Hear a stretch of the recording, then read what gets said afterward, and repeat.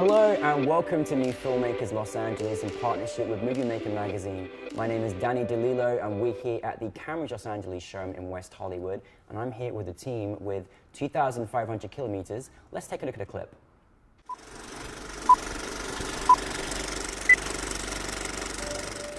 Cada vez que cierro los ojos, veo los edificios, las personas, una mejor vida.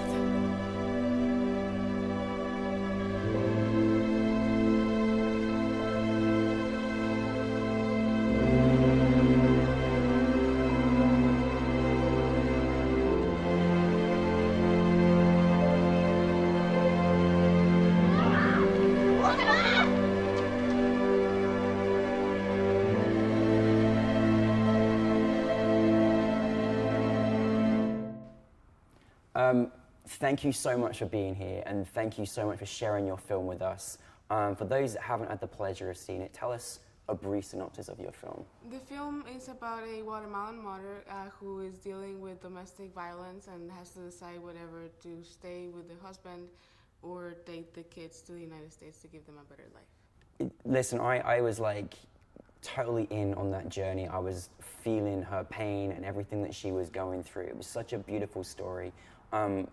Where did you come up with the idea? I grew up in Guatemala, and when I was 13, I had to move to Florida because of my dad's job. And when I wouldn't go to school, I would meet the wonderful women who were cleaning houses in the neighborhood, and then I started hearing all these different stories. And then all of them had something in common, and it was that they were running away from violence, and especially domestic abuse, which is the #1 reason women are killed in Guatemala and many countries in Central America. And I just couldn't believe it, how people spoke so badly about immigrants. And I was like, hey, you know, there's this other side of the story of this group of women who nobody's listening to, and they had to come here because they literally had no other choice. It's really powerful. When you're making a film that's making a statement like that as well and showcasing what's in the world, it's very powerful, isn't it? Yeah, it was really hard to make, you know, because when you're writing, you're kind of protected by the words and the computer. But once you're there with the actors, and all of them did such a wonderful job, that if, you know, I felt that I was there, it felt so real. It took me a couple months after shooting the film to actually kind of like recover emotionally. Now, speaking of your actors, tell us a bit more about how you guys came together. Carlos is a funny story. We met actually in LA, and we made a film together here. And then he happened to be in El Salvador when we were shooting the film, and I just called him. That was a good move. Oh, yeah, nice. Hey, I'm in a movie. Yeah, we couldn't find actors. I'm like, Carlos, you know, like, he's so good. So I'm like, do you want to do this role? And he just believed in the project and came down to do it to Guatemala. And Victoria, we met. I don't remember exactly how we met. I think my mom used to be friends with her mom like years ago. And then See, mom was a casting director kind of thing. Yeah, the whole family was involved. And then she was doing some plays in Guatemala, but she had never done a film before. What? Yeah. Oh my God, I don't believe you. I don't believe you. Yeah, it was my first film that I was Wow. I'm mesmerized by your performances. I'm still a bit wary of you. I'm not quite sure. You know, there was such brilliant acting. What was the experience like for you making this film, particularly a subject that is, you know, not only happening, it's happening in Guatemala, it's happening across the world, and to play a character like that as well? Well, it was an amazing experience. It was a big challenge for me and for everyone, because we had the responsibility to make it look as real as possible. Yeah. So we owed it to the victims that were suffering that all around Latin America and the world. Yeah. No, definitely. And how did it feel? What did it feel like? Listen, we all remember the first time in front of camera on set. What was it like being in that film? Well, as Carlos said, it was amazing, but at the same time, it was really challenging because, like, the characters had to be so real, and actually being in that moment and feeling, just like with a movie, like how horrible things can happen to those women. Yeah. And it was really strong. The process was really strong, but Carlos and Cynthia and Daniella helped me with my acting, and they were really good coaches and mentors for that time, but it was really strong. Well, you had a fantastic team. Like, I mean, when I met you guys at the screen last night, I was like, wow, I just want to hang out with you guys all the time. You're all so incredibly supportive of each other. And, you know, how important is it to have a really tight-knitted team to get it together and get it done? You have to, when you do these films for no money and you have absolutely no budget and you're trying to kind of like figure out how to do it, you need those kind of people who are as passionate as you to tell the story, to help you through that process. And it was a really fun shoot because, you know, we would run through a problem and then everyone is like, I have an idea, let's do it this way and that way. So everyone's kind of like pitching in to figure out how to make it happen. And, you know, like most of them were my family that never made a movie before either.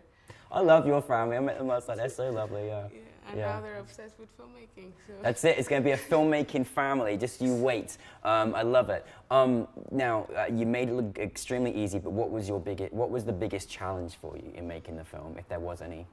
Oh, I always say this film, I called it the film that fell 1,000 times before sunrise.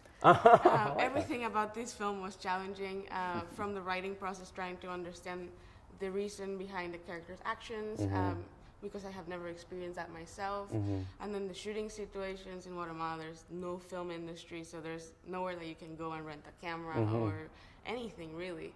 So like our lighting setups were like IKEA lamps and some like desk lamps. Thank you, IKEA. There you go. IKEA is the best. Yeah. And basically that was it. And then we were working, 90% of the actors who were working on the film, it was their first time acting. So it was kind of like working around that and how to make everyone comfortable. That's amazing. I wouldn't even believe you if you told me that until you did. So that's phenomenal. And you know, and then post-production was another world too. All the films I'd done before never had dialogue until this one.